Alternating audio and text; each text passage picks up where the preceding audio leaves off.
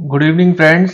आज जो हम लोग लास्ट क्लास में हम लोगों ने ये पढ़ा था कि कूलर एफिशिएंसी कैसे निकालते हैं और अपना उसकी कैलकुलेशंस पढ़ी थी। तो आज के जो मेनली हम लोग को जो पायरो ऑप्टिमाइजेशन जो प्रोसेस है वो जो कंटेंट है वो बड़ा बड़ा है। तो आज हम लोग थोड़ा बहुत कूलर के थोड़ा कुछ टाइप्स पढ़ेंगे। उसके बाद कूलर जब हो जाएगा तो हम लोग क्लीन की केमिस्ट्री पढ़ेंगे। क्लीन की केमिस्ट्री इसलिए इंपॉर्टेंट है क्योंकि अगर आपको क्लीन की केमिस्ट्री नहीं पता रहेगी तो आप जब क्लीन ऑपरेशन करोगे तो आपको ये आइडिया नहीं रहेगा कि जो हम लोग कर रहे हैं उसका इम्पैक्ट, जैसे अगर आपका रॉ मिक्स चेंज हो गया तो उसका इम्पैक्ट क्या पड़ रहा है। ठीक है ना।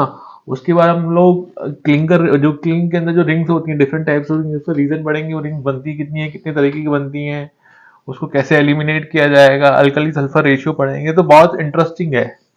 तो आज जब क्लीन केमिस्ट्री पढ़ाऊंगा उसको मैंने बहुत डिटेल में डाला है ताकि आपका कोई, कई बार जब मैं पूछता हूँ लोगों से भाई क्लीन केमिस्ट्री बताओ तो बड़े कंफ्यूज हो जाते हैं कि पहले कौन सा फेज बनता है किलन के अंदर। अगर आपको क्लियरली पता होगा कि किलन के अंदर हो क्या रहा है तो जब आप किलन ऑपरेशन करोगे तो वो बहुत इजी हो जाएगा। तो पहले तो थोड़ा बहुत पहले का देख लेते हैं कि जो हमने पढ़ा था एनर्जी बैलेंस ऑफ कूलर का, उसमें अब ये जो चैप्टर था, ये वाला जो चैप्टर था अपना, ये एनर्जी बैलेंस ऑफ कूलर, ये हमारा कंप्लीट हो चुका है। अब हमको क्या करना है कि इसके आगे हमको पढ़ना है कि टाइप्स ऑफ कूलर, जो हमको आज जो मॉडर्नली जो आज के जो जमाने में हमारे दो कूलर चल रहे हैं, एक है आईकैन कूलर और दूसरा एफएलएस कूलर, एफएलएस और क्रॉस बार कूलर। तो हम लोग देखेंगे कि दोनों में कूलर में क्या क्या इंपॉर्टेंट फीचर्स हैं और किसका एनर्जी कंजप्शन कम आता है, किसकी थर्मल एफिशिएंसी ज्यादा है, वो पढ़ेंगे। उसके बाद कुछ नॉर्म्स पढ़ेंगे, इंपॉर्टेंट कूलिंग नॉर्म्स, और क्या क्या फीचर्स होने चाहिए एक लेटेस्ट जनरेशन कूलर में। तो सबसे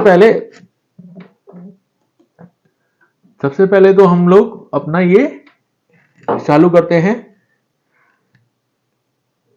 लेटेस्ट जनरेशन ऑफ कूलर। तो लेटेस्ट जनरेशन ऑफ कूलर में हमारे जो दो कूलर है, एफएलएस का एसएफ क्रॉस बार कूलर है, दूसरा क्या है आईकैन का पेंडुलम कूलर है। तो जब हम लोग एसएफ क्रॉस बार कूलर की बात करते हैं तो उसके मेन मेन क्या इनोवेटिव फीचर्स हैं कि fix grate line for air distribution. Main इसका अगर आप मैं बताऊं उसमें, अगर ये तो एक थ्योरेटिकल भाषा होगी, मेन जो आपका ये क्रॉस बार कूलर है इसमें मैकेनिकल फ्लो रेगुलेटर लगे रहते हैं। मैकेनिकल फ्लो रेगुलेटर क्या होते हैं उसको हम लोग अभी आगे वाली स्लाइड्स में पढ़ेंगे, वो रहता है। और इसमें दूसरा ये है कि क्रॉस बार कूलर में आपका जो पावर कंजप्शन आता है कूलिंग फैंस का वो लगभग 5 से 5.5 unit kilowatt per ton of clinker आता है, जो कि थोड़ा ज्यादा है कंपेरिजन टू आईकैन। आईकैन का जनरली 3.5 से 4 यूनिट आता है पर टन ऑफ क्लिंकर, और आपका क्रॉस बार का उससे थोड़ा ज्यादा आता है 1.5 यूनिट। ठीक है ना। तो अगर हम लोग उसको इनोवेटिव फीचर्स पढ़ें तो fix grate line for air distribution है, conveying system separate from cooling system है। तो ये तो इसके थ्योरेटिकल ही हो गया। अब मेन इसका जो मेन कंसेप्ट जो मैं बता रहा था वो है एमएफआर। तो ये जो नीचे लगे हुए ये मैकेनिकल फ्लो रेगुलेटर लगे हैं। तो मैकेनिकल फ्लो रेगुलेटर होते क्या है, ये जो आप जिसके यहाँ पर भी मतलब क्रॉस बार कूलर है तो वो कंपार्टमेंट के नीचे जाएगा। तो कंपार्टमेंट जहाँ कूलर कंपार्टमेंट्स होते हैं तो कूलर कंपार्टमेंट के जब नीचे जाएगा तो उसको ये मैकेनिकल फ्लो रेगुलेटर मिल जाएंगे। तो इसका प्रिंसिपल क्या है मैकेनिकल फ्लो रेगुलेटर का, वो हम लोग आगे वाली स्लाइड्स में पढ़ते हैं। तो मैकेनिकल फ्लो रेगुलेटर का मेनली क्या रहता है कंसेप्ट, जो मैंने लास्ट टाइम भी बताया था कि हमारा जो कोर्स पार्टिकल होता है हमारा होता है फाइन पार्टिकल। तो कोर्स पार्टिकल में हमारा क्या रहता है, सिस्टम रेजिस्टेंस जो एयर का रहता है वो कम रहता है, और फाइन पार्टिकल में हमारा एयर रेजिस्टेंस ज्यादा रहता है। तो हमारा ये क्या करता है, depending upon the system resistance, depending upon the system resistance, जो मैकेनिकल फ्लो रेगुलेटर अगर जिसमें डेल्टा पी ज्यादा होगा, जिसमें आपका सिस्टम रेजिस्टेंस ज्यादा होगा, उसमें आपका फ्लो वो मैक्सिमम देगा। मैकेनिकल जो फ्लो रेगुलेटर है वो किसके ऊपर डिपेंड करता है, सिस्टम रेजिस्टेंस के ऊपर ज्यादा है। तो जिसमें जितना ज्यादा सिस्टम रेजिस्टेंस है वो उसके हिसाब से वो ज्यादा वॉल्यूम देगा, और जिसमें सिस्टम रेजिस्टेंस कम देगा वहां पर वो फ्लो कंट्रोल करेगा। तो जो आपका जो ऑपरेशन है एमएफआर का, जो क्रॉस बार कूलर में जो ऑपरेशन होता है एमएफआर का, वो किस पे डिपेंड करता है, सिस्टम रेजिस्टेंस पे डिपेंड करता है। ठीक है ना। तो ये मैं पहले भी पार्ट 1 में बताया था, तो उसको मैंने दोबारा से आपके लिए रिपीट कर दिया। अब आता है कि वर्किंग ऑफ एमएफआर। तो आपका जब ये अनइवन वेलोसिटी प्रोफाइल है, जब हम लोग कूलिंग एयर दे रहे हैं, अनइवन वेलोसिटी प्रोफाइल का मतलब है कि आपका जो कोर्स ऑफ फाइन की सेग्रीगेशन के चक्कर में हमारी जो वेलोसिटी प्रोफाइल होती है अनइवन होती है। ठीक है ना। और जो भी हमारा किलन और कूलर होता है वो ऑफसेट होता है। ऑफसेट का मतलब होता है कि किलन और कूलर कभी भी एक ही, अगर मैं इसकी सेंट्रल लाइन एक्सिस निकालूंगा किलन की और कूलर की भी सेंट्रल लाइन और एक्सिस निकालूंगा तो वो दोनों सेम नहीं होगी, दोनों में थोड़ा अलग होगा, ठीक है ना। तो इसको हम लोग बोलते हैं ऑफसेट। जैसे इसकी किलन की सेंट्रल लाइन ये है और तो कूलर की सेंट्रल लाइन ये है, तो ये दोनों को क्या हो गया, ऑफसेट हो गया आपका, ठीक है ना। तो अब इसमें एमएफ, जब हमारा एमएफआर नहीं था, ठीक है ना, ये मतलब पहला केस है जब मेरा एमएफआर नहीं था तो मेरा वेलोसिटी प्रोफाइल क्या था, अनइवन था, ठीक है ना। अनइवन वेलोसिटी प्रोफाइल के चक्कर में मेरी क्या होगी, कूलर की जो एफिशिएंसी है वो कम रहेगी। अनइवन क्या हो रहेगा कि वही कोर्स ऑफ फाइन में कम जाएगा एयर, और कोर्स में एयर ज्यादा जाएगी, तो आपकी वेलोसिटी प्रोफाइल कैसे बनेगी, अनइवन। जब मैंने मैकेनिकल फ्लो रेगुलेटर लगा दिया तो मैकेनिकल फ्लो रेगुलेटर से मेरी जो वेलोसिटी प्रोफाइल हो गई ये यूनिफॉर्म बन गई। तो ये अपना वर्किंग हो गया एमएफआर का, मैकेनिकल फ्लो रेगुलेटर का। अब आता है एक और कंसेप्ट आता है एफएलएस, आजकल तो सभी देते हैं, आईकैन भी देता है, हॉट एयर रिसर्कुलेशन का। तो हॉट एयर रिसर्कुलेशन का मेनली कंसेप्ट ये रहता है कि हम लोग करते क्या है, हॉट एयर रिसर्कुलेशन सबसे पहले लगाया क्यों जाता है, वो हमारे लिए बहुत इंपॉर्टेंट है कि हॉट एयर रिसर्कुलेशन को लगाया क्यों जाता है। जनरली क्या होता है कि हॉट एयर रिसर्कुलेशन कंसेप्ट तब लगाया जाता है कि जैसे हमारा WHRS है, WHRS में हमारा मान के चलो AQC बॉयलर से हम लोग जो हीट जनरेट करते हैं, जब हम लोग WHRS का मॉड्यूल पढ़ेंगे वेस्ट हीट रिकवरी सिस्टम का, तो हम लोग AQC से हीट जनरेट करते हैं। तो जनरली हमारा जो बॉयलर डिजाइन होता है AQC का वो 440 या 430 डिग्री सेंटीग्रेड के लिए डिजाइन होता है। तो कई बार क्या होता है कि जो हमारे ये अपने लो एफिशिएंसी कूलर होता है जिसमें हमको मिड टैप टेम्परेचर कम मिलता है, मिड टैप टेम्परेचर हमको मान लो 400 से कम मिल रहा है, हमको मिल रहा है 320, 330, 340, तो हम लोग क्या करते हैं, हॉट एयर रिसर्कुलेशन से क्या करते हैं, हम लोग जो स्टैक की एयर जाती है, हम लोग स्टैक से वापस से सिस्टम में आपका हॉट एयर डालते हैं। तो हॉट एयर हम लोग कहाँ डालते हैं, हॉट एयर हम लोग जो डालते हैं, जैसे कि अगर मेरा ये पूरा सिस्टम है, ठीक है ना, इसमें हमारा स्टैक में अभी पहले वाला केस लेते हैं, तो ये मेरा एक सिंपल सिस्टम है जहां से मेरी ESP फिल्टर से स्टैक में जा रही है, स्टैक से होते हुए एम्बिएंट में मान के जा रही है। अब हम लोग क्या करते हैं, हॉट एयर रिसर्कुलेशन में स्टैक से होते हुए जो नल पॉइंट के बाद वाले कुछ पंखे होते हैं, ठीक है ना, मतलब मैंने आपको बताया था कि आफ्टर नल पॉइंट हमारा कूलिंग जोन होता है, तो नल पॉइंट के बाद जो कूलिंग जोन के कुछ शुरू के पंखे होते हैं, मतलब एंड वाले पंखे भी नहीं लेने हैं और शुरू के मतलब बीच वाले जो मिड वाले पंखे होते हैं, मतलब अगर आपके मतलब शुरू में 10-12 फैन, 10 टोटल 12 फैन है, मान लो 5 फैन आपका नल पॉइंट तक आता है, 7 बचे, तो एंड के 3 मान लो एंड वाले हो गए, तो 4 मान लो बीच के फैन हो गए। तो आपके जो मतलब 3 मान के चलो और एंड के 2 मान के चलो, 3 जो बीच के फैन है उसमें हम लोग लगाते हैं। तो मिड वाले जो फैन होते हैं ना उसमें हम लोग रिसर्कुलेट करके गर्म हवा करते हैं, अराउंड 100 डिग्री सेंटीग्रेड पे ये हवा वापस से सिस्टम में जाती है। तो उससे क्या होता है, हमारा जो मिड टैप टेम्परेचर होता है वो हमारा बढ़ जाता है। जब हमारा मिड टैप टेम्परेचर बढ़ेगा तो ऑटोमेटिकली हमारा जनरेशन होता है, बढ़ता है। लेकिन क्या होता है कि इसके कुछ नुकसान भी होते हैं। ऐसा नहीं कि अगर आप बोलेंगे कि सर आपने हॉट एयर रिसर्कुलेशन लगा दिया स्टैक से, वापस से हमने गर्म हवा डाली है इसके अंदर, तो उसका नुकसान ये होता है कि आपका जो क्लिंकर टेम्परेचर होता है, क्लिंकर टेम्परेचर आपका बढ़ जाएगा। तो आपका जो क्लिंकर टेम्परेचर बढ़ जाएगा तो ओवरऑल आपका हीट लॉस भी बढ़ जाएगा। तो कोई भी चीज क्लिंकर टेम्परेचर बढ़ेगा जब आपका मिड टेम्परेचर बढ़ रहा है, तो आप क्योंकि आप जब 100 डिग्री सेंटीग्रेड पे एयर भेज रहे हैं तो आपकी इनपुट सेंसिबल हीट बढ़ रही है, ठीक है, लेकिन उसके रेस्पेक्ट में आपका जो क्लिंकर का हीट लॉस भी बढ़ जाएगा। तो आपको ये भी देखना पड़ेगा कि अगर मैं हॉट एयर रिसर्कुलेशन बढ़ा रहा हूं, अगर मान लो आपका इकोनॉमिक्स बोलता है, इकोनॉमिक्स का मतलब है कि आपका AQC जनरेशन में आपको ज्यादा बेनिफिट मिल रहा है और आपका हीट कंजप्शन इतना नहीं बढ़ रहा, ओवरऑल आपको पॉजिटिव में मिल रहा है ROI, रेट ऑफ रिटर्न, तो वो आप जा सकते हैं। तो ये एक प्रिंसिपल है, ठीक है ना। लेकिन जो मेरा खुद का एक्सपीरियंस है, अगर आपका कूलर एफिशिएंसी आजकल क्या है कि कई सप्लायर्स क्या है कि आपकी जो कूलर एफिशिएंसी जिसमें ये टेम्परेचर 430, 440 डिग्री सेंटीग्रेड मिलता है उसमें भी ये लोग दे देते हैं, ठीक है ना।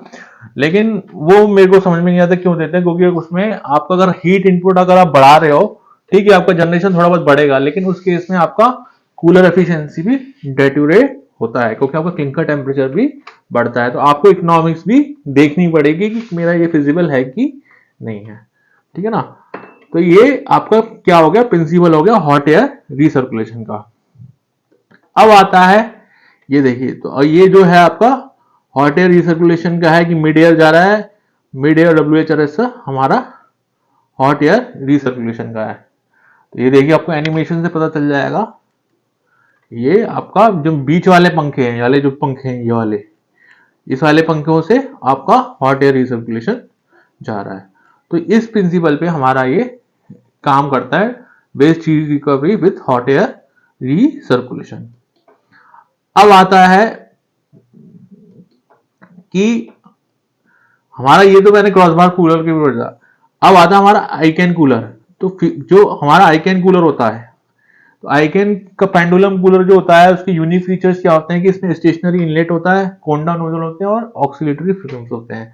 तो ऑक्सिलेटरी फ्रेम्स का मतलब है कि पेंडुलम, जैसे मैं आपको दिखाता हूं, इसका ये है, जैसे मैं बात करता हूं, सबसे पहले इसका मेनली प्रिंसिपल होता है कोंडा इफेक्ट होता है। तो ये है आपका कोंडा इफेक्ट के कि आपका एयर जो जा रही है ऐसे जा रही है, तो आपका जो हीट ट्रांसफर रेट होता है वो मैक्सिमम होता है। नैरो शेप और जेट ऑफ एयर जिसकी वेलोसिटी हॉरिजॉन्टल 40 मीटर पर सेकंड होती है। Fines are swept to the clinker bed surface and condenser are completely engulfed by the cooling air, fines always on top fluidise. ठीक है ना। तो इसमें क्या रहता है कि इसमें जैसे कि जनरली क्या होता है कि हमारा रेट ऑफ हीट ट्रांसफर होता है फाइन पार्टिकल का गर्म हवा के साथ, हॉट एयर के साथ, और जो हमारे पुराने जो कूलर थे उसमें रेट ऑफ हीट ट्रांसफर कम होता है। तो आप बस इसमें ये समझ के चलिए कि आपका जो रेट ऑफ हीट ट्रांसफर, जो हम लोग हीट ट्रांसफर जो लॉस कर रहे थे, मतलब अगर मेरे प्रॉपर हीट ट्रांसफर नहीं होगा एयर के साथ फाइन्स का, तो क्या होगा, मेरा जो सेकेंडरी और टर्सरी एयर टेम्परेचर वो प्रॉपर तरीके से बढ़ेगा नहीं। जितना मेरा सेकेंडरी और टर्सरी एयर टेम्परेचर बढ़ेगा उतना मेरी रिक्वेशन एयर क्या होती है, सेकेंडरी और टर्सरी एयर। तो मैं इसमें एक तरीके से ये मान के चलो, आईकैन कूलर में आपका जो फाइन्स पार्टिकल्स होते हैं और जो अपनी एयर आ रही है, कूलिंग एयर आ रही है, उसमें रेट ऑफ हीट ट्रांसफर हमारा बढ़ जाता है एज कंपेरिजन टू जो पुराने कूलर थे। तो बस, तो उसकी वजह से हमारी जो कूलर एफिशिएंसी होती है। दूसरा इसमें क्या रहता है कि इसमें आपको जब आपका फाइन के साथ हीट ट्रांसफर होगी, जो हमने रेड रिवर पढ़ा था, तो रेड रिवर का क्या रीजन था कि segregation of fine and coarse particle. जब हमारा फाइन्स पार्टिकल प्रॉपर तरीके से कूल्ड होगा, सेग्रीगेशन नहीं होगा, तो हमारा रेड रिवर का प्रॉब्लम आपको आईकैन में नहीं दिखेगा। दूसरा इसमें आप ये बोल सकते हो कि आपका जो टावर प्रेशर रहता है, जो सिस्टम रेजिस्टेंस होता है, सिस्टम रेजिस्टेंस क्या होता है, फ्री ग्रेड रेजिस्टेंस होता है। जब हम लोग कोई कूलर लगाते हैं, कूलर जब हम लोग इंस्टॉल करते हैं, तो उसको हम लोग फ्री ग्रेड रेजिस्टेंस चेक करते हैं। फ्री ग्रेड रेजिस्टेंस को चेक करने का मतलब है कि कूलर को पूरा एम्प्टी, कूलर की जो लेन सब पूरा एम्प्टी कर दिया और पूरे भी जितने भी कूलिंग फैंस है उसको हमने चलाया। तो कूलिंग फैंस को जब हम लोग एम्प्टी ग्रेड पे चलाते हैं तो उसको बोलते हैं हम लोग एम्प्टी ग्रेड रेजिस्टेंस। तो जनरली हमारा एम्प्टी ग्रेड रेजिस्टेंस कम होना चाहिए। क्यों कम होना चाहिए? अगर हमारा एम्प्टी ग्रेड रेजिस्टेंस ज्यादा रहेगा तो हमारा जो पावर होगा कूलर फैंस का वो ऑटोमेटिकली बढ़ जाता है। तो ये देखा गया है कि जो आईकैन का है एम्प्टी ग्रेड रेजिस्टेंस वो थोड़ा कम रहता है as comparison to other cooler से। तो इनका जो पावर कंजप्शन आता है कूलिंग फैंस का वो आता है 3.4 kilowatt per ton of clinker as comparison to जो दूसरे कूलर है उनका 5। तो ये आपको थोड़ा सा एडवांटेज यहाँ मिलता है। थोड़ी एफिशिएंसी भी इनकी ज्यादा रहती है आईकैन कूलर की as comparison to other cooler, क्योंकि इनका जो रेट ऑफ हीट ट्रांसफर होता है फाइन पार्टिकल्स के साथ वो बहुत अच्छा होता है ड्यू टू कोंडा इफेक्ट। तो मेन यही है आपका ये आईकैन कूलर में। दूसरा इसमें ये पेंडुलम होता है, मतलब ये पेंडुलम ऐसे जैसे कि यूं जैसे और में हाइड्रोलिक्स आगे होता है, जैसे कि अपने क्रॉस बार में स्ट्रोक लेंथ होती है, सिलेंडर है, इसमें अपना पेंडुलम से होता है। तो इसकी जो फीचर्स हैं आईकैन कूलर के क्या है कि लो एयर रिक्वायरमेंट है, स्पेसिफिक पावर कंजप्शन आपकी 4 यूनिट्स पर टन से कम आती है। अब ये केस स्टडी है कि आपका आपने कपड़े प्रोडक्शन इतना था, आपका टीएडी टेम्परेचर इतना बढ़ के आपका हीट कंजप्शन में कितना बेनिफिट मिला है।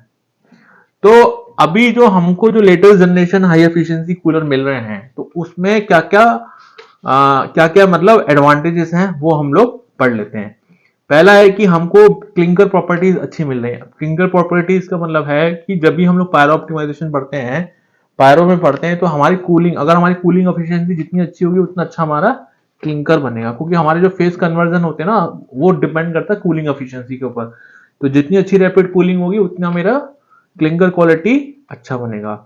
दूसरा lower exit gas and clinker temperature, तो हमारा जो गैस टेम्परेचर और क्लिंकर टेम्परेचर है वो भी कम है। दूसरा low cooling air requirement, total heat loss of the latest generation cooler is less than 110 kilo calorie per KG clinker. तो जितने भी हमारे जो लेटेस्ट जनरेशन कूलर है, हाई एफिशिएंसी कूलर है, उनका जो ओवरऑल हीट लॉस है वो 110 से 120 kilo calorie per KG clinker में आ रहा है। तो ओवरऑल हमारा वो कूलर अच्छा माना जाएगा। रिक्यूपरेशन कूलर एफिशिएंसी अगर मैं जो WHRS के साथ लूंगा तो जनरली हमारी एफिशिएंसी 5% डेटोरेट हो जाती है, और विदाउट WHRS के साथ हमारी 5% एफिशिएंसी बढ़ जाती है। तो अगर मैं रिक्यूपरेशन कूलर एफिशिएंसी देखूंगा विदाउट WHRS उनकी कितनी आती है, 75% भी आती है। वो वेरी करती है डिपेंडिंग, क्योंकि आपकी जो कूलर एफिशिएंसी है वो कई चीजों पर डिपेंड करती है। आपका कूलर लोडिंग क्या है, क्योंकि जब मैंने आपको बताया था कि एक पर्टिकुलर कर्व पे अगर आप कूलर चलाओगे तो आपकी एफिशिएंसी मैक्सिमम होगी, उस कर्व से आगे जाओगे पीछे जाओगे तो आपकी एफिशिएंसी डेटोरेट हो जाएगी। आपका नोडलाइजेशन कैसे हो रहा है, नोडलाइजेशन अच्छा हो रहा है कि नहीं हो रहा क्लिंकर में, तो वो सब उसके ऊपर डिपेंड करता है। उसके बाद क्या है, retrofitting of the existing convection cooler with the latest generation cooler offer significant to potential for electrical and thermal saving. तो वो ये कि हम पुराने कूलर को रिट्रोफिट करते हैं। आजकल क्या करते हैं कि हम लोग जो स्टेशनरी वाला रहता है उसी को चेंज कर देते हैं, उससे हमारी कूलर एफिशिएंसी बढ़ जाती है। कूलर एफिशिएंसी बढ़ जाती है, थोड़ा बहुत अपने को किसमें कूलर फैंस के पावर में भी बेनिफिट मिल जाता है। अब आता है कि टोटल पावर कंजप्शन, जो कूलर वेंट फैन में हमारा जो जनरली विदाउट WHRS, ये WHRS के बिना वाले फिगर्स हैं, क्योंकि अगर आप WHRS के साथ ले लोगे तो आपका फिगर बढ़ जाएगा, आपका जो ओवरऑल जो AQCC प्रेशर ड्रॉप है वो बढ़ जाएगा, और आपका ओवरऑल फैन हेड भी बढ़ जाएगा, और आपका जो पावर है कंजप्शन भी 1.1, 1.2 यूनिट, 1.3 भी किलोवाट यूनिट पर टन ऑफ क्लिंकर जा सकता है। ठीक है ना। तो टाइपिकल प्रेशर ड्रॉप जो है हमारा 30 to 60 mmWC है, पावर कंजप्शन हमारा 0.3 to 0.7 kilowatt per ton of clinker है। Fan design is head is very important. तो पहले क्या होता था कि जब हमारा WHRS का कंसेप्ट नहीं था तो हम लोगों का जो टेम्परेचर होता था, हम लोग कई बार स्टैक हाइट बढ़ा देते थे, स्टैक हाइट बढ़ा के फैन का हेड कम कर देते, तो हम लोग को जो जो डिजाइन करते थे कूलर वेंट का हेड, तो वो भी बड़ा इंपॉर्टेंट था, क्योंकि जब आप, लेकिन आजकल क्या है कि आपका टेम्परेचर कम हो गया, 100-110 डिग्री सेंटीग्रेड ही आता है कूलर वेंट पे ड्यू टू WHRS, तो उस चक्कर में आजकल वो चीज नहीं रही जो एडवांटेज हो रहता था। तो cooler went fan parameter affecting the specific energy consumption of cooler went fan. तो कौन कौन से पैरामीटर्स होते हैं जो कि स्पेसिफिक एनर्जी कंजप्शन, तो सबसे पहले होता है कि depends upon the pressure drop in the cooler ESP duct. अगर मैं विदाउट WHRS की ले रहा हूँ तो हमारा प्रेशर ड्रॉप कितना है, ESP क्रॉस हमारा डक्ट का क्रॉस प्रेशर ड्रॉप कितना है उस पर डिपेंड करेगा। दूसरा, अगर मैं AQC के लिए ले रहा हूँ तो मेरा AQC के क्रॉस प्रेशर ड्रॉप कितना है। अगर मेरा AQC बॉयलर के क्रॉस प्रेशर ड्रॉप कम है तो ऑटोमेटिकली मेरा फैन। दूसरा है कि चिमनी इफेक्ट के ऊपर, चिमनी इफेक्ट अगर विद WHRS लूंगा तो कोई मतलब नहीं है, विदाउट WHRS में आपको चिमनी इफेक्ट में चाप की हाइट देखनी पड़ेगी। एफिशिएंसी ऑफ फैन, एफिशिएंसी कितनी है, लॉस कितना है, VFD कंट्रोल है या GRR कंट्रोल है। तो lowest observe is specific energy of consumption of cooler went fan कितना है, 0.13 किलोवाट पर मेट्रिक टन ऑफ क्लिंकर। अब क्या होता है कि जैसे मान के चलो हमको अपना कूलर रिट्रोफिट करना है, नया प्रोडक्ट लगाना है, तो हम लोग कैसे अपना चूज करेंगे, how to choose the best cooler system. ठीक है ना, अपना कैसे बेस्ट कूलर सिस्टम हम लोग चूज करेंगे। तो कूलर फैंस की हमारी जो पावर आनी चाहिए वो कितनी आनी चाहिए, 3 से 3.5 kilowatt per ton of clinker. हमें आता भी कई प्लांटों में जहां पे अच्छा कूलर लगा आपका। ESP फैन का अगर मान के चलो 0.5 से 1 किलोवाट, और 0.25, 0.3, 0.4 बहुत अच्छे नंबर है, मैक्सिमम 1 यूनिट पर टन ऑफ क्लिंकर। अगर WHRS में तो ये नंबर चेंज हो जाएंगे। कूलर जो, ये तो मेरे एक एनर्जी कंजप्शन पॉइंट हो गया। अगर मैं उसकी बात करता हूं आपकी, ये थर्मल एफिशिएंसी, तो थर्मल एफिशिएंसी हमारी cooler efficiency should be greater than 70 to 75% की रेंज में होनी चाहिए। टोटल लॉसेस मेरी इतने होने चाहिए, और should be geared in terms of maintenance point of view also. अब ये एक न्यूमेरिकल है, ये न्यूमेरिकल मैंने देख लिया, दे दिया है, आप जाके इसको करिए, इसको सॉल्व कीजिए। अगर कोई इसको प्रॉब्लम आती है इसको न्यूमेरिकल को सॉल्व करने में, तो उसको आप कमेंट में करिए। इसको न्यूमेरिकल को हम लोग डिस्कस करेंगे नेक्स्ट क्लास में, अगर कोई प्रॉब्लम हो, वरना अगर जो सॉल्व कर लेता तो उसको कमेंट में डालिए, और फिर उसको देखते हैं कि कितना आपका आंसर आ रहा है, मेरा कितना आ रहा। तो इसमें क्या है कि एक ग्रेट कूलर है जिसका कूलर एफिशिएंसी 50% था, इसको हमने रिप्लेस किया हाई एफिशिएंट कूलर से जिसकी एफिशिएंसी हो गई 77%। तो हमको ये बेनिफिट निकालना है कि kilo calorie per KG clinker में कितना बेनिफिट है, क्योंकि जब आप कूलर रिप्लेसमेंट करते हो तो आपको प्रपोजल तो बनाना पड़ेगा ना। आपको प्रपोजल ये बनाना पड़ेगा कि अगर मेरी एफिशिएंसी बढ़ गई तो मेरा हीट लॉस कितना सेव होगा। ठीक है ना, तो हीट लॉस आपका इतना सेव होगा तो आपको कितना, आपको क्या, आप भाई इन्वेस्टमेंट दे रहे हो, इन्वेस्टमेंट का ROI कितने साल में आ रहा है, 1 साल में आ रहा है, 2 साल में आ रहा है, 3 साल में आ रहा है। तो उसके लिए आपको ये सारी कैलकुलेशंस आनी चाहिए। अब ये तो हमने अभी तक जितना भी पढ़ा था एक मतलब एनर्जी सेविंग का पढ़ा था कि भाई हम लोग थर्मल सेविंग के क्या क्या पॉइंट्स होते हैं, किल में क्या क्या होते हैं, एक्सेस एयर से क्या लॉस होता है, इलेक्ट्रिकल क्या होता है। अब हम लोग मेन पढ़ेंगे जो अभी हमको जो पायरो प्रोसेस में पढ़ने हैं, जो हम लोग 3-4 सेशन लेंगे या 5 सेशन लेंगे, उसमें हम लोग कौन कौन से टॉपिक पढ़ेंगे वो बहुत इंपॉर्टेंट है। तो आज जो मैं मेनली टॉपिक हम लोग पढ़ाने जा रहा हूँ वो है किल केमिस्ट्री। किल केमिस्ट्री क्या है कि बहुत ही क्या है, केमिस्ट्री किसी को अच्छी लगती है किसी को नहीं अच्छी लगती, लेकिन जिसको समझ में आ गई किल केमिस्ट्री उसको किलन समझ में आ गई। जब हम लोग किलन चलाते हैं तो उसकी केमिस्ट्री आना हमको आनी चाहिए कि अंदर क्या हो रहा है किलन में कहाँ, क्योंकि अगर आपको केमिस्ट्री पता है ना तो आप उसका टेम्परेचर प्रोफाइल जो किलन में बाहर कोटिंग बनती है ना उसका रीजन पता चल जाएगा कि आपको इस वजह से कोटिंग बन रही है और क्या क्या एक्शन लेना है। उसके बाद टाइप्स ऑफ रिंग्स बनेंगे कि एक किलन में कौन कौन सी रिंग्स बनते हैं। तो बाईपास सिस्टम हम लोग पढ़ेंगे, जैसे कि जहां पर आपका अल्कली या सल्फर रेशियो बहुत ज्यादा रहता है, जहां पे अल्कली कंटेंट बहुत ज्यादा रहता है, जहां पे क्लोरीन का तो वहां पे हम लोग बाईपास सिस्टम लगाते हैं, उसको हम लोग पार्ट 3 में पढ़ेंगे क्या क्या उसके नॉर्म्स होते हैं। फिर हम लोग लेटेस्ट टेक्नोलॉजीज पढ़ेंगे। लेटेस्ट टेक्नोलॉजीज में मतलब जो लो नॉक्स बर्नर है वो क्या है, जो नए नए कैल्साइनर डेवलप हुए उनके बारे में पढ़ेंगे, हॉट नॉक्स फॉर्मेशन पढ़ेंगे। फिर हम लोग पार्ट 4 में CFD स्टडी पढ़ेंगे, थर्मल एफिशिएंसी कैलकुलेशन पढ़ेंगे। पार्ट 4 में हम लोग केस स्टडीज भी पढ़ेंगे और थोड़ा बहुत हम लोग AFR के बारे में भी लेंगे कि क्या क्या है, कौन कौन कौन से आजकल इंडिया में कितना इंप्लीमेंट हो चुका है और वो है।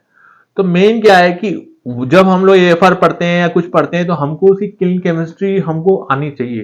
कि अगर आपको क्लीन केमिस्ट्री आती है तो आप तो बेसिकली जब क्लीन केमिस्ट्री पढ़ते हैं तो सबसे पहले अपने दिमाग में ये आना चाहिए कि क्लीन के अंदर हो क्या रहा है, ठीक है ना। तो आज उसको हम लोग थोड़ा डिटेल में पढ़ेंगे। ये वैसे ही मेरे को लग रहा है सबको पता ही होगा मैक्सिमम को, फिर भी जिसको नहीं पता है तो मैं एक बार रिपीट कर देता हूँ। लाइम सेचुरेशन फैक्टर, तो लाइम सेचुरेशन फैक्टर का मतलब क्या है कि 100 इंटू CO। सी क्या है, मतलब लाइम है आपका, CaO है, SSI2 है और AAL23 है और Fe23 है। तो लाइम सेचुरेशन फैक्टर का मतलब है कि मैं जब रॉमिक्स डिजाइन करता हूँ तो थ्योरेटिकली तो मेरा लाइम सेचुरेशन फैक्टर 1 होना चाहिए। थ्योरेटिकली का मतलब है कि मेरा जितना भी लाइम, मैं जितना CaO दे रहा हूँ सिस्टम में, वो पूरा का पूरा किसे रिएक्ट करना चाहिए, सिलिका से भी रिएक्ट कर जाना चाहिए, एल्यूमिनिया से भी रिएक्ट कर जाना चाहिए और Fe2O3 से भी रिएक्ट कर जाना चाहिए, ठीक है ना। अब होता है क्या है कि जो LSF जो हम लोग डिसाइड करते हैं वो किस पे डिपेंड करता है, वो डिपेंड करता है आपके फ्यूल के कंटेंट पे। जैसे अगर मैं मान लो हाई एच का कोयल ले रहा हूँ तो हाई एच के कोयल में क्या होगा कि आपका सिलिका कंटेंट बढ़ जाएगा। जब आपका सिलिका कंटेंट बढ़ जाएगा तो उसको कंपनसेट करने के लिए आपको ये जो ऊपर वाला पार्ट है CaO वो भी बढ़ाना पड़ेगा। मान लो अगर मैं पैटको यूज कर रहा हूँ तो मैटको में क्या होता है, मेरा सिलिका कंटेंट कम होता है, तो सिलिका कंटेंट कम होता है तो क्या होता है, ये मेरा कम हो जाएगा तो मेरा डिनोमिनेटर कम हो जाएगा, तो ऑटोमेटिकली मेरा जो LSF की वैल्यू 1 से ज्यादा होगा, तो उसको कंपनसेट करने के लिए तो एक्चुअली अपने को करना क्या है, वो लाइन सेचुरेशन फैक्टर बताता है। तो जनरली क्या होता है, लाइन सेचुरेशन फैक्टर डिपेंड करता है आपकी फ्यूल के ऊपर, ठीक है ना। अब सिलिका रेशियो क्या करता है, SiO2 divided by alumina plus iron, ठीक है ना। तो सिलिका मॉडुलस क्या करता है, सिलिका मॉडुलस अगर मैं बहुत ज्यादा बढ़ा दूंगा 2.3 2.7 से, क्योंकि सिलिका मॉडुलस हमारे को अगर मैं बहुत ज्यादा रखूंगा तो हमारे जो लिक्विड फेज जो रिएक्शन होता है, लिक्विड फेज जो बनता है हमारा बर्निंग जोन में, उसकी क्वांटिटी को इम्पैक्ट करता है, ठीक है ना। तो आपको भी सिलिका जो है, तो अगर आपका जो लिक्विड बढ़ जाएगा क्या होगा, लिक्विड तो वो हम लोग बाद में पढ़ेंगे, लेकिन अगर आपने सिलिका मॉडुलस बढ़ा दिया तो ऑटोमेटिकली आपका जो लिक्विड कंटेंट है वो कम होगा और आपकी बर्निंग हार्ड हो जाएगी, ठीक है ना। तो इजी बर्निंग क्या होती है, हार्ड बर्निंग क्या होती है, वो हम लोग जब फेस रिएक्शंस पढ़ेंगे उसमें मैं डिटेल में बताऊंगा कि इजी बर्निंग क्या होती है और हार्ड बर्निंग क्या होती है, ठीक है ना। और सिलिका मॉडुलस का फंक्शन क्या होता है, कोटिंग कैसे तोड़ता है सिलिका मॉडुलस, तो ये बड़ा इंटरेस्टिंग टॉपिक है। उसके बाद एल्यूमिना, तो एल्यूमिना रेशियो मेनली क्या काम करता है, एल्यूमिना रेशियो का काम है कि वो डिपेंड करता है कि कितना लिक्विड कंटेंट हमको रखना और विस्कोसिटी जो लिक्विड की है, जो विस्कोसिटी होती है ना लिक्विड की। अब आगे हम लोग पढ़ेंगे कि हमको जो बर्निंग जोन में जो विस्कोसिटी चाहिए होती है लिक्विड में, हाई विस्कोसिटी वाला लिक्विड चाहिए, लो विस्कोसिटी वाला चाहिए, हाई सरफेस टेंशन वाला चाहिए, लो सरफेस टेंशन वाला चाहिए, क्या चाहिए वो मैं आपको आगे बताऊंगा कि क्यों चाहिए। तो एल्यूमिना रेशियो मेरे को क्या डिपेंड करता है, मेरी विस्कोसिटी डिसाइड करता है, मेरे बर्निंग जोन में लिक्विड परसेंटेज डिसाइड करता है, सिलिका क्या करता है वो भी मेरा वो करता है। तो ये सब जो तीनों फैक्टर हैं ये दिमाग में हमने वो क्लियर होने चाहिए, ठीक है ना। फिर भी किसी को क्लियर नहीं हो तो कमेंट में पूछ ले, मेरे को टाइम मिलेगा तो मैं बता दूंगा। अब इसको ये पिक्चर है वो पूरी मैंने किसी किताब से ऐसी मैं निकाला है। तो सबसे पहले क्या होता है कि इसके अंदर हो क्या रहा है भाई, इसके अंदर हो क्या रहा है वो इंपॉर्टेंट है। रिएक्शन तो सबको पूछता है कि हाँ क्लिंकर क्या होता है, क्लिंकर बोल दे सर C3 है, C4F है, C2S है और C3 स्टार फेसेस है, ठीक है C3S है। लेकिन इसमें तो दो चीजें अपने को पकड़नी है, इसमें दो रिएक्शन होती हैं जो क्लिंकर बनता है, एक होती है सॉलिड सॉलिड रिएक्शन और एक होती है सॉलिड लिक्विड रिएक्शन। क्या होती है, एक होती है सॉलिड सॉलिड रिएक्शन, एक होती है सॉलिड लिक्विड रिएक्शन। तो जब रेट ऑफ रिएक्शन होता है, रेट ऑफ रिएक्शन मेरा किन किन फैक्टर पे डिपेंड करता है वो अपने को पता होना चाहिए।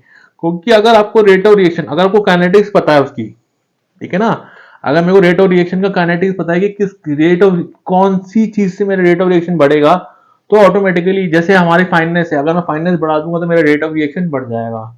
अगर मैं एल्यूमिनियम मेटल्स कम कर दूंगा तो मेरा रेट ऑफ रिएक्शन हो जाएगा। अगर मैं जैसे अगर मेरा एमजीओ कंटेंट अप टू 2% तक है, क्योंकि वो क्या करता है मिनरलाइजर की तरह काम करता है, तो वो मेरे रेट ऑफ रिएक्शन में है बढ़ाने, ऐसा कैटलिस्ट काम करता है मेरा रेट ऑफ। तो ये आपको सारे क्लियर होना चाहिए कि किलिंग के अंदर हो क्या रहा है मेरी, ठीक है ना, ठीक है। तो अब बेसिकली ये मेरा जब हमने प्रीडेटर में डाला, तो प्रीडेटर पहला स्टेप क्या होता है कि प्रीडेटर में आपने डाल दिया मटेरियल, तो होता है क्या है जब हमारा जो कैल्सिनेशन कंप्लीट होता है, जनरली क्या होता है कि 880 या 890 डिग्री सेंटीग्रेड पे CO3 CO प्लस CO2 में टूट जाता है। मतलब अगर मान के चलो आपका ये रिवर्सिबल रिएक्शन होती है, ठीक है ना, CaCO3 और CO प्लस CO2 क्या होती है, रिवर्सिबल रिएक्शन होती है। अगर आपका टेम्परेचर कम होगा ना, जो हम लोग वो पढ़ते हैं पार्शियल प्रेशर पढ़ते थे कि भाई CaCO3 CO प्लस CO2, ठीक है ना, तो 2 मोल अपना राइट हैंड साइड में और 1 मोल यहाँ पर है, तो जहां उसका ये मोल कंसंट्रेशन कम हो तो इक्विलिब्रियम शिफ्ट हो जाएगा।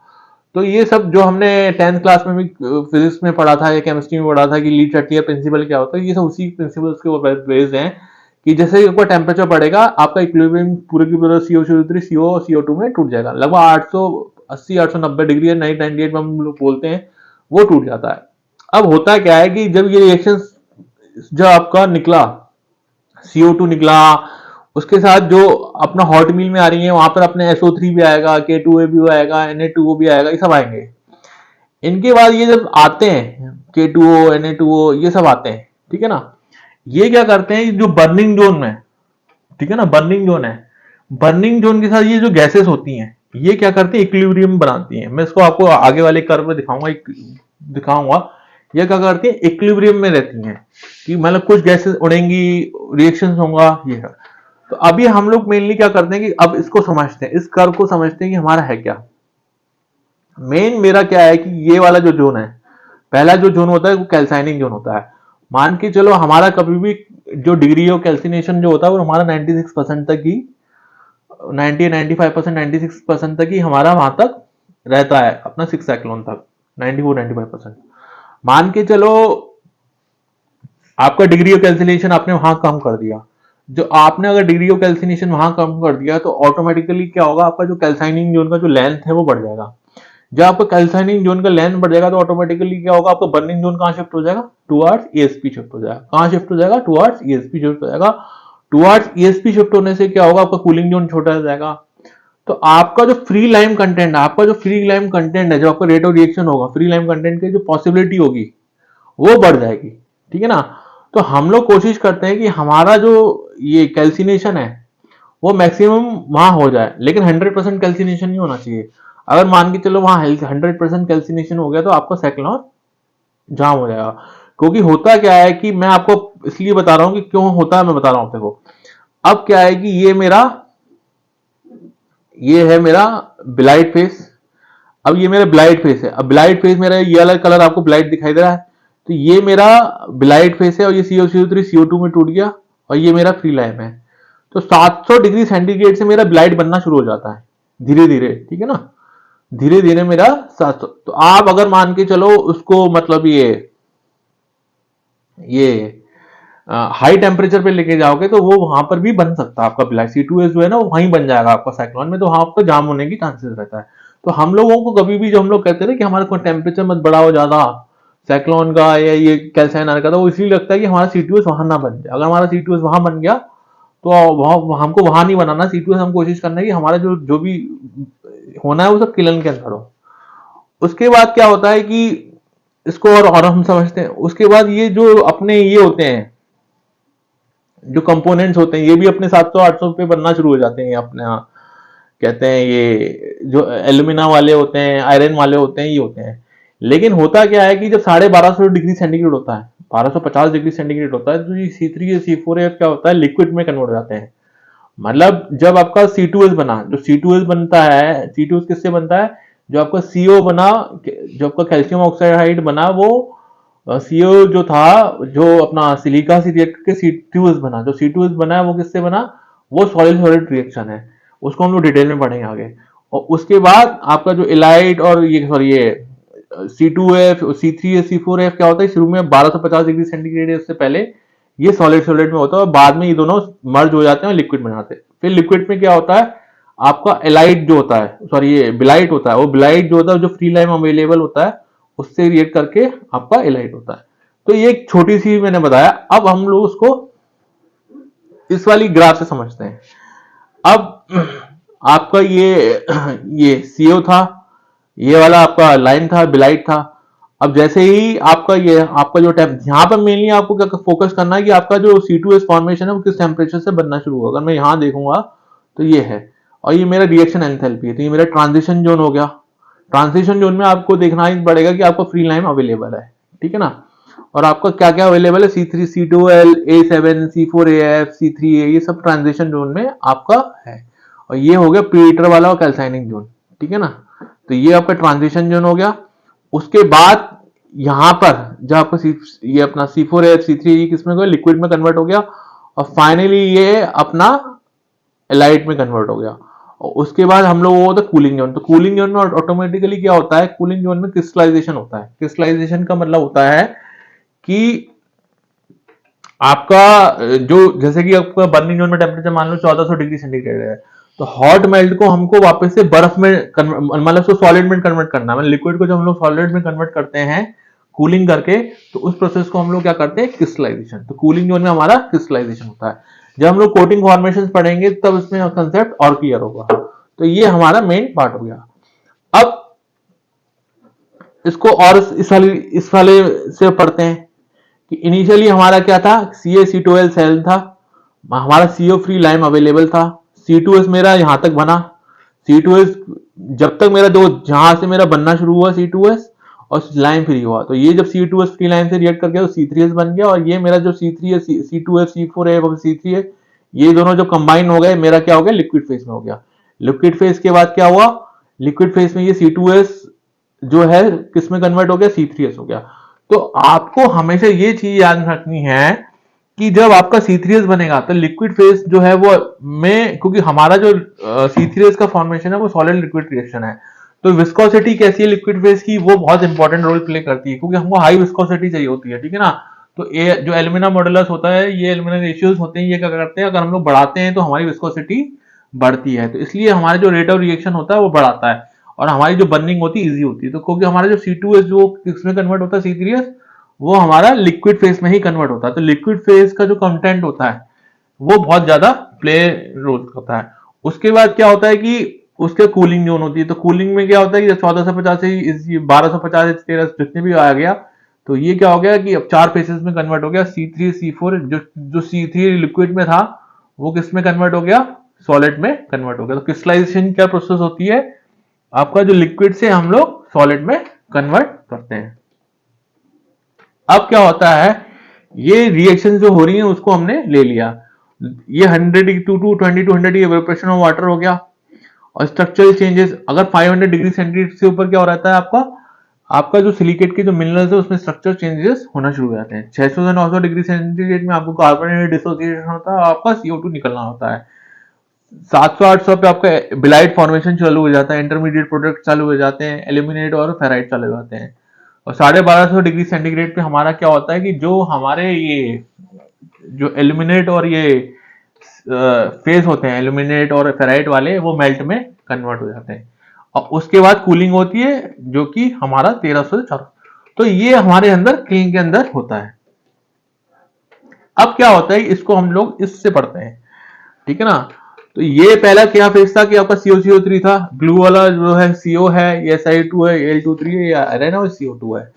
तो पहले ये था आपका, ठीक है ना।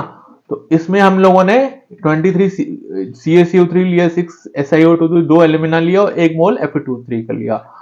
जब हमारा ये फाइनली हमारा क्लिंकर बन रहा है, तो इसका हम लोग स्टेप बाय स्टेप पढ़ेंगे क्या रिएक्शन। तो पहला फेस ये था। दूसरे फेस में क्या हुआ कि आपका CO2 रिलीज हो गया। क्या हो गया? CO2 CaCO3 में दोनों कंबाइन थे तो CO2 अलग हो गया और आपका CO फ्री लाइम आ गया। अब ये फ्री लाइम क्या करेगा? ये फ्री लाइम क्या करेगा? आपका रिएक्शन बनाना शुरू करेगा। क्या किससे करेगा? और जो क्ले मिनरल्स हैं जैसे कि Al2O3 हो गया और आपका SiO2 हो गया, ये सब क्या करेगा? ये रिएक्शन मैंने गलत लग दिया, आगे होगी, कभी यहां रिएक्शन नहीं होगी, ठीक है ना। तो ये आपका जो क्ले के जो मिनरल्स होंगे वो सब टूटना शुरू हो जाएंगे। उसके बाद आएगा कैल्सिनेशन, जो मैंने बताया कि ये कैल्सिनेशन वाला प्रोसेस है कि CaCO3 CO में टूटेगा और CO2 में टूटेगा। As long as the dissociation process the hot mill temperature will remain in the range 750 to 900 degree centigrade, ठीक है ना। तो ये CaCO3 किसमें आ गया? CO के फॉर्म में आ गया। तो कैल्सिनेशन तब तक कंटिन्यू रहेगा जब तक हमारा CaCO3 कंटिन्यू ना रहे CO और CO2 में। अब आता है कैल्सिनेशन तक तो हमारा हो गया कि 900 डिग्री सेंटीग्रेड। उसके बाद क्या होता है? एर्गीलेशियस कंपोनेंट। एर्गीलेशियस कंपोनेंट मतलब जैसे कि while calcination takes place, aggregation are decomposing Al2O3 Fe2O3 and SO2 are provided। तो हम लोग क्या करेंगे? जब कैल्सिनेशन कंपोनेंट हो जाएगा तो हमको एल्यूमिना, आयरन और SO2 जो है वो रिएक्ट होना धीरे धीरे चालू होंगे। अब क्या होगा? At elevated temperature. अब इसी में मतलब अब जैसे कि हमारा जैसे जैसे जो ये 2C2 है, कैल्शियम CaCO3 बनना शुरू होगा, C2H बनना शुरू होगा, जैसे जैसे हमारी रिएक्शन होता रहेगा, लेकिन लिक्विड फेज से मतलब जब आपका लिक्विड फेज आएगा, लिक्विड फेज से पहले हमारा C2H कंसेंट्रेशन मैक्सिमम रेंज पर जाएगा।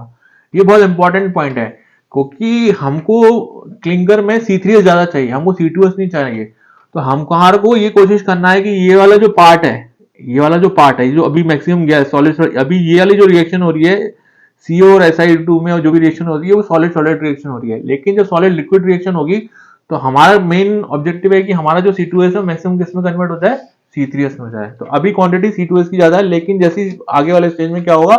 जब लिक्विड जोन में, इसलिए हमारा जो लिक्विड का जो फॉर्मेशन होता है किसी भी फिल्म में वो बहुत इंपॉर्टेंट होता है क्योंकि लिक्विड में ही आपका क्या कन्वर्ट होता है? C2H से C3H होता है। तो जहां अगर आपका C2H लिक्विड में अगर आपका नहीं बन रहा प्रॉपर, अगर आपने जहां आयरन डालना बंद कर दिया तो वहां आपको दिक्कतें आना शुरू हो जाएंगी। अब रिएक्शन फेज 3 बिलाइट। तो बिलाइट पर जब कैल्शियम फ्री जो एलिमेंट वो था लाइम, जब वो सिलिका से कंबाइंड हो गया तो आपका क्या बन गया? कैल्शियम डाइसिलिकेट भी इसको हम लोग बोलते हैं। अब इसी बीच में जो हमारे जो 700-1200 डिग्री सेंटीग्रेड था, तो इसी बेस में हमारे क्या बनने शुरू हो गए? कुछ जो CaCO3 जो अवेलेबल था, कुछ लाइम था, वो एल्यूमिना से रिएक्ट करके क्या बन गया? कैल्शियम एल्यूमिनेट बनाया, फिर कैल्शियम फेराइड बनाया, C2F बनाया, कैल्शियम डाइफेराइड बनाया, C4F बनाया। तो इसी बीच में क्या है कि C2AS भी बने। तो हमारे क्या है? इंटरमीडिएट 700 से 1200 डिग्री सेंटीग्रेड में जो ये सारी रिएक्शन सॉलिड सॉलिड हो रही हैं, इन सारी रिएक्शंस में, सॉलिड सॉलिड रिएक्शन में अपने को क्या करना? पार्टिकल साइज बहुत ज्यादा रेट ऑफ रिएक्शन को इन्फ्लुएंस करता है। तो ये सारे इंटरमीडिएट्स मेरे बन गए। अब क्या होगा कि C3 एंड C4F फॉर्मेशन। अब क्या होगा? lime will react with alumina and iron to form a number of intermediate products। C2F बनाया है, कैल्शियम डाइफ्लोराइड बनाया है, C4F बनाया है, C2L7 बनाया है, C2S बनाया है। The resulting alumina and ferrite are key component not only in but also to liquid phase of the sintering process। तो जो हमारी सिंटरिंग प्रोसेस होती है, तो अभी अपने को क्या है कि ये जो चीज है ये आपको समझ में आना है जी। अब मेरा C2S है मैक्सिमम हो चुका। अब इस C2S को कितना मैक्सिमम को C3H में कन्वर्ट करता हूं, वो कौन करेगा? मेरा लिक्विड करेगा। तो रेट ऑफ रिएक्शन में, इसलिए मेरी जो लिक्विड जो है वो बहुत इंपॉर्टेंट रहता है। अब यहां पर आपको क्या होगा?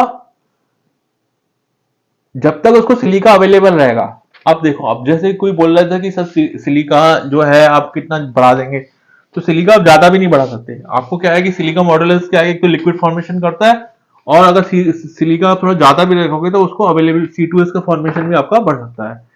C2H ये जो रिएक्शन होती है इसको बोलते हैं हम लोग एंडोथर्मिक रिएक्शन। अब क्या होता है? जैसे ही 1250 डिग्री सेंटीग्रेड टेम्परेचर पहुंचता है तो मेरा ये जो C3 C4 जो सब ये बनते हैं, ये एल्यूमिनियम फेराइड फेज जो है, जो सॉलिड फॉर्म में होते हैं, वो किस में कन्वर्ट हो जाते हैं? लिक्विड फॉर्म में कन्वर्ट हो जाते हैं।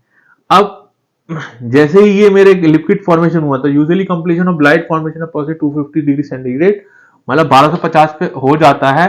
Then calcium point where they become a liquid, तो यहाँ पर ये उस पॉइंट पहुंच जाते हैं कि जहां पर ये लिक्विड बन जाते हैं।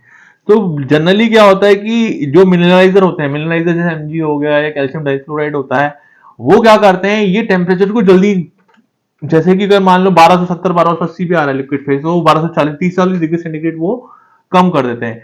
जैसे ही हमारा लिक्विड फॉर्मेशन जल्दी बनेगा, तो हमारा रेट ऑफ रिएक्शन बढ़ जाएगा और हमारा C3S फॉर्मेशन बन जाएगा। जैसे ही हमारा C3S फॉर्मेशन बन जाएगा, तो हमारा क्लिंकर भी बन जाएगा। तो मिनरलाइजर कंपोनेंट होते हैं MgO, तो MgO 2% हो गया है, जो भी कंपोनेंट होते हैं ये क्या करते हैं, थोड़ा टेम्परेचर को कम कर देते हैं। टेम्परेचर कम करने से क्या करते हैं, ये एक तरीके से हमारी लिक्विड फेज को जल्दी ले आते हैं, ठीक है ना। तो ये सब आज हमने सीखा है। अब क्या है कि अब जो C2S वहां बना था, अब वो किस में कन्वर्ट होगा, C3S में कन्वर्ट होगा। तो ये मेरा हो गया C3S।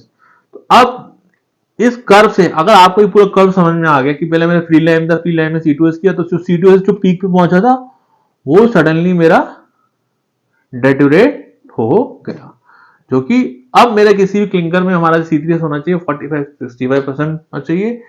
और ये अब कोई पूछे C3S ज्यादा क्यों होना चाहिए, तो इसको हम लोग कभी क्वालिटी का लेंगे, हाइड्रेशन रिएक्शंस पढ़ेंगे ना, उसमें आपको समझ में आएगा कि कैल्शियम डाइसिलिकेट कब कौन सी वन डे स्टैंड किसकी ज्यादा होती है, लॉन्ग टर्म, तो वो एक बहुत बड़ा अलग है। तो उसको जब पढ़ेंगे, तो कैल्शियम ट्राइसिलिकेट है, ये कैल्शियम ट्राइसिलिकेट हो गया, कैल्शियम डाइसिलिकेट हो, तो ये आपका 10-25% हो गया, 45-60% हो गया। तो ये अगर आपको रेट अंदर किरण के अंदर क्या हो रहा है ना, ये अगर आपको पता चल गया ना पहले क्या बन रहा है और कौन सा कंपोनेंट क्या इंपैक्ट कर रहा है, तो मैं बता रहा हूँ किलन में कुछ है ही नहीं, कुछ भी नहीं है, कुछ भी नहीं है किलन में, ऐसा कुछ नहीं है। कूलर को मैंने बता ही दिया है, पाइन कोर्स बनते हैं आजकल, वो आएगा, तो आपको कुछ भी नहीं है किलन में, अगर आपको किलिंग केमिस्ट्री पता है तो। फेज 7 क्या हो, क्रिस्टलाइजेशन। अब क्या रिएक्शन हो गया, रिएक्शन के बाद क्रिस्टलाइजेशन, आपको ठंडा करना है, जो लिक्विड बना ना, जब हम लिक्विड को सॉलिड में कन्वर्ट करते हैं कूलिंग से, उसको हम लोग क्रिस्टलाइजेशन, जनरली क्रिस्टलाइजेशन प्रोसेस आपने अगर जो केमिकल इंजीनियर्स उनको पढ़ाई जाती है, ठीक है ना, वो पता होगा उनको, और आप पढ़ लेना, उसके क्रिस्टलाइजेशन आपका हो गया। अब आता है क्रिस्टलाइजेशन प्रोसेस कंप्लीट हो गई अपनी, ठीक है। अब ये अपना कूलिंग जोन से होते हुए क्रिस्टलाइजेशन होगा, क्रिस्टल होते हुए अपना क्लिंकर बन गया। तो ये अपना जो हीट ऑफ फॉर्मेशन होती है, जो भी अपने को हीट लगती है, उसकी थर्मोडायनेमिक्स है। तो अब क्या है, रिएक्शन काइनेटिक्स 1। तो belite formation result of combination between the calcine and silicon component of the raw mix. तो हमारा 780 डिग्री सेंटीग्रेड में कैल्शियम डाइसिलिकेट और CO2 बनना शुरू हो जाता है। ऐसे ही जब हमारा formation of allied only temperature greater lower stability limit, मतलब हमारा जैसे ही टेम्परेचर बढ़ता जाएगा, 1250 डिग्री सेंटीग्रेड से ज्यादा रहेगा, तो हमारा कैल्शियम डाइसिलिकेट, कैल्शियम ट्राइसिलिकेट, इसलिए किलन को हमेशा कभी भी हमारा जो बर्निंग जोन है ना, उसको आपको अनहेल्दी नहीं करना है। आपका जैसे ही बर्निंग जोन हेल्दी होगा, तो आपका C3S content, C2S content, clinker quality सब डेटोरेट होगी। तो अपने को ये सारी चीजें ध्यान रखनी है कि हमारा एक चीज, क्योंकि आपको टेम्परेचर कितना रोल इंपॉर्टेंट करता है, वो आपने आज पढ़ लिया, ठीक है ना।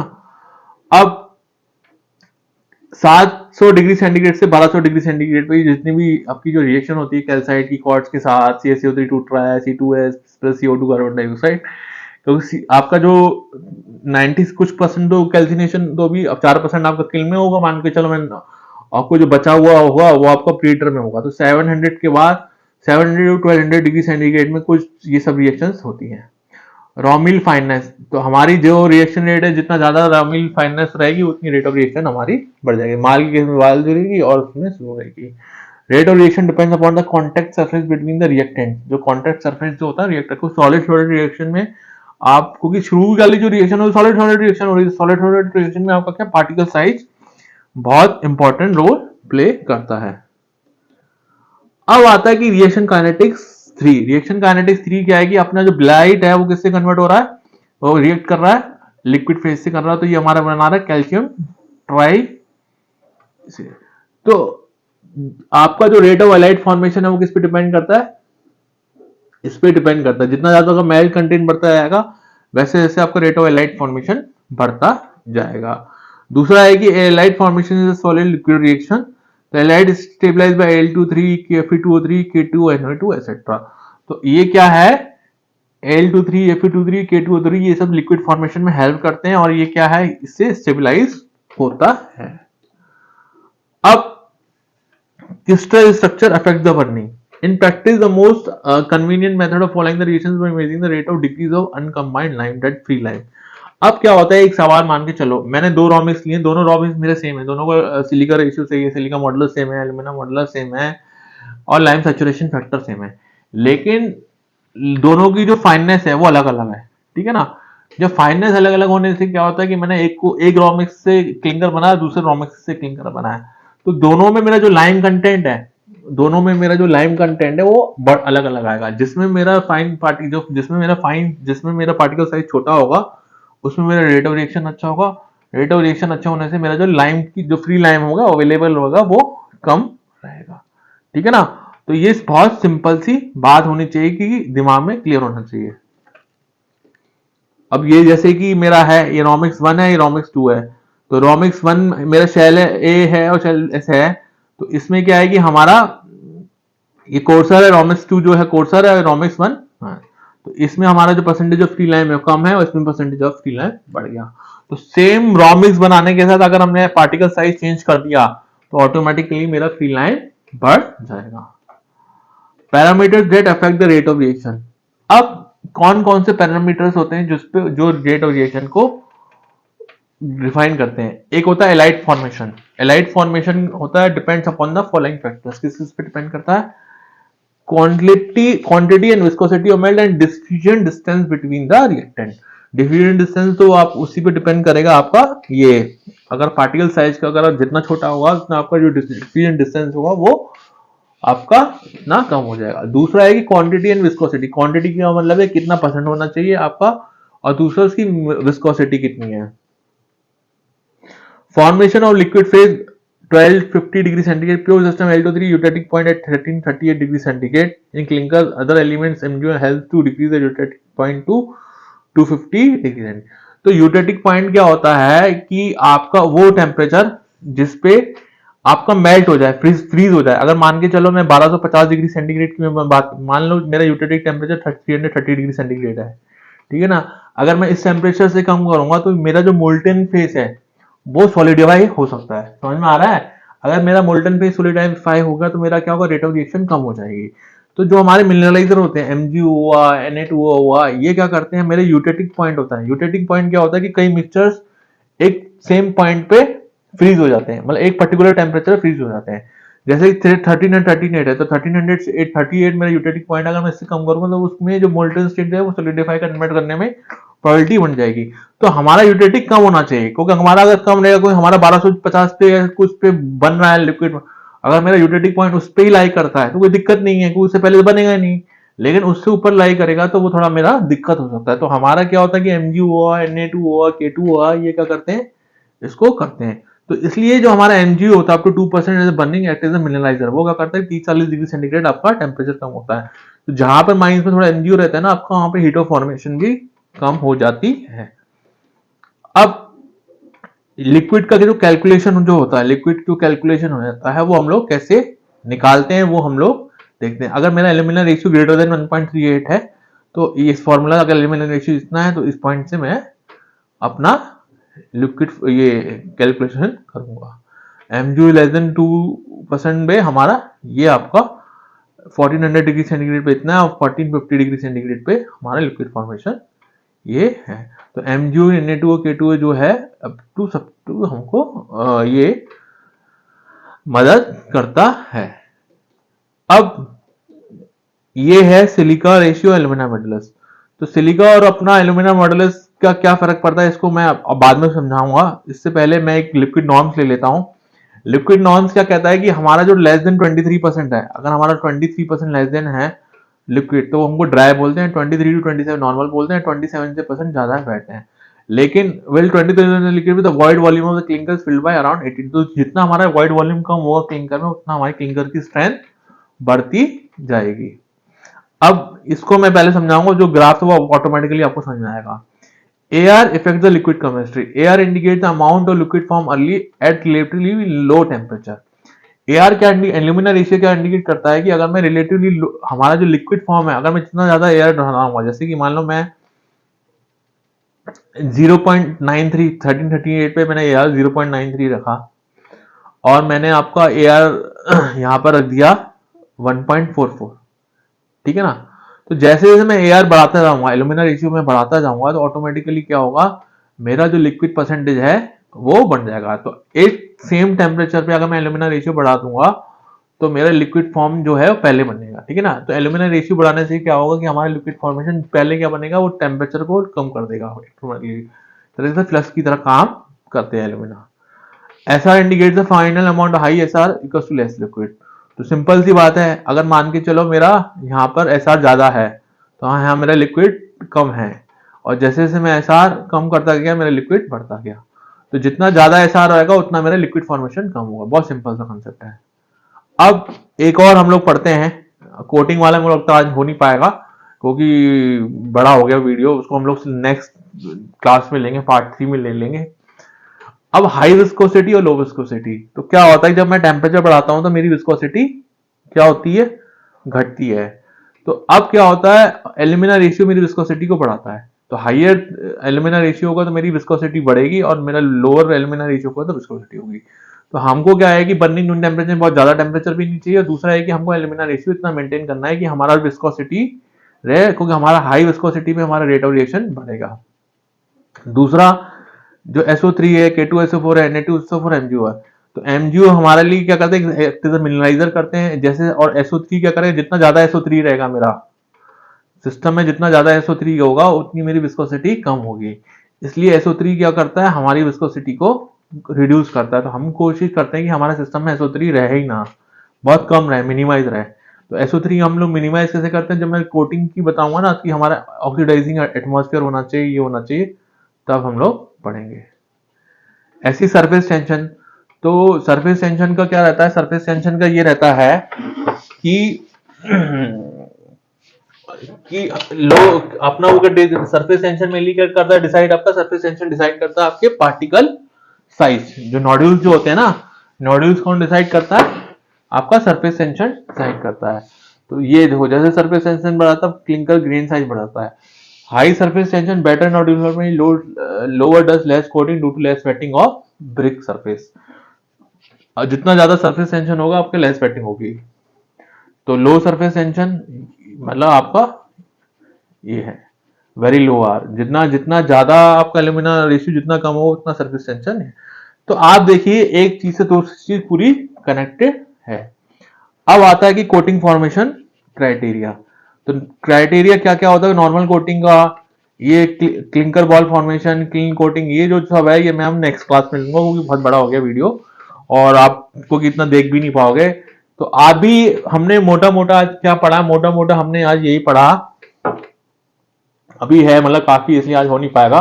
तो मैं नेक्स्ट वीडियो में उसको डालता हूं, और उसमें भी एक लगता है क्योंकि ये बड़ा इंटरेस्टिंग टॉपिक है। अगर आप अल्कली वोलेटाइल साइकिल में होता क्या है, रिंग कैसे बनती है, क्या क्या रीजन है, उसको हम लोग पढ़ेंगे। तो सबसे पहले आज जो हमने पढ़ा है उसको गो थ्रू कीजिए। आपको कोई भी डाउट आता है इसमें मुझसे पूछिए, और चैनल को सब्सक्राइब कीजिए, आगे बढ़िए, और हैप्पी कहते हैं चलो ठीक नहीं हो तो मैंने बोल ही दिया था। और जो भी दिक्कत हो उसको कमेंट में बताइए। तो आज के लिए इतना ही, तब तक के लिए बाय बाय।